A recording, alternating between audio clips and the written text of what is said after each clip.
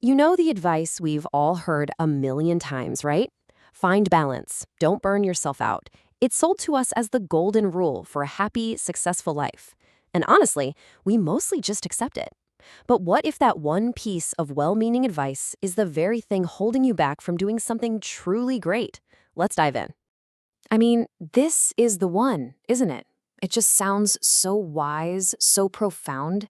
It paints this beautiful picture of a life in perfect, effortless harmony. And let's be honest, on the surface, who wouldn't want that? It sounds amazing. It's a pretty bold thing to say, I know, but for anyone out there who is serious about high achievement, this whole idea of balance might just be the most seductive and, honestly, the most destructive myth we've all bought into. Okay, so to really take this idea apart, we first need to get on the same page. What are we even talking about when we say a balanced life? People love this metaphor, right? The perfectly balanced wheel spinning smoothly. It's so neat, so stable. The idea is that to be truly successful and happy, you have to give equal weight, equal energy to every single part of your life, all the time. But here's the catch.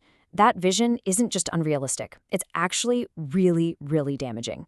Yeah, because chasing after this mythical state of perfect balance comes at a huge cost, especially if you're an ambitious person. So let's break down the 3 hidden costs of trying to be balanced. So this endless chase for balance, it pretty much forces you into mediocrity. It creates this constant cloud of guilt over your head, and it completely ignores the natural rhythm of how life actually works. Let's tackle that first one, how it demands mediocrity. Okay, so just look at the difference here. The balance approach says you should be kind of invested in everything all at once.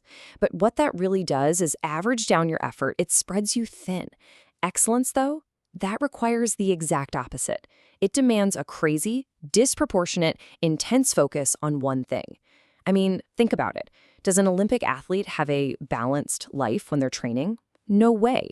Does a startup founder who's scaling a company? Absolutely not.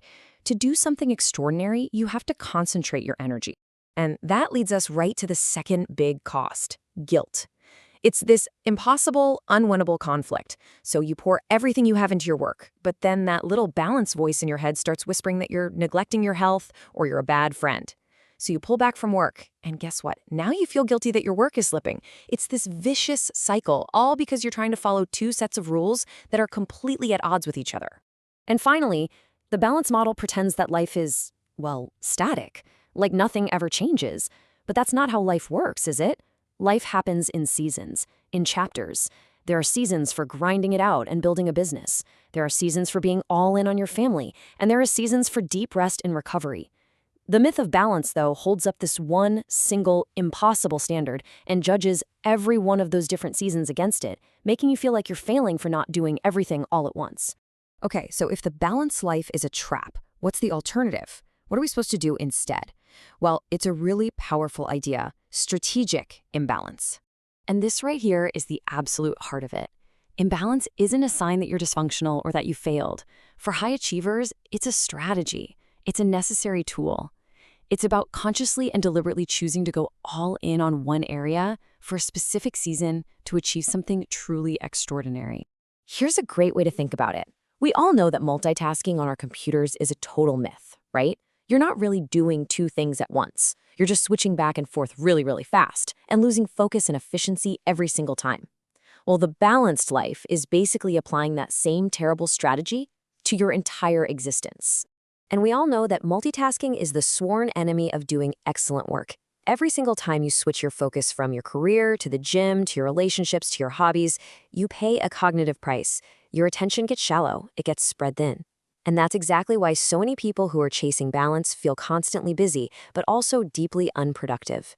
You're making a tiny bit of progress on a dozen things, which means you're not making any real, meaningful progress on the one thing that matters most. All right, so this all sounds good in theory, but how do we actually put it into practice? There's a simple 3-part toolkit you can use to replace the balance myth with something that actually works. It really just boils down to this. First, start thinking about your life in seasons of intense focus, not as one long flat line.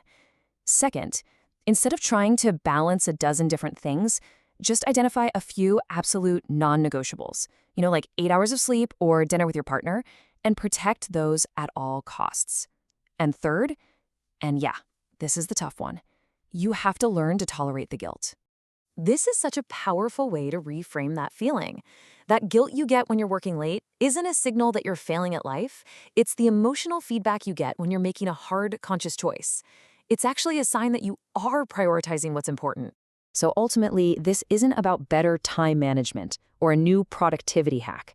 It's about a fundamental shift in your entire mindset.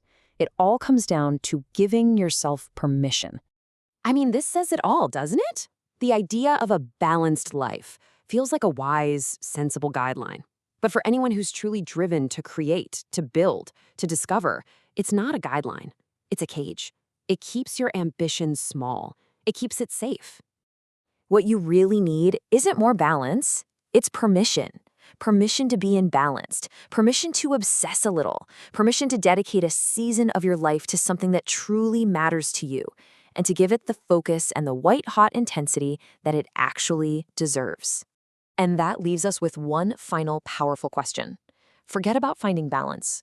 Instead, ask yourself this: what is so important to you that you are willing to be strategically, unapologetically imbalanced for it? The answer to that question? Well, it might just change everything.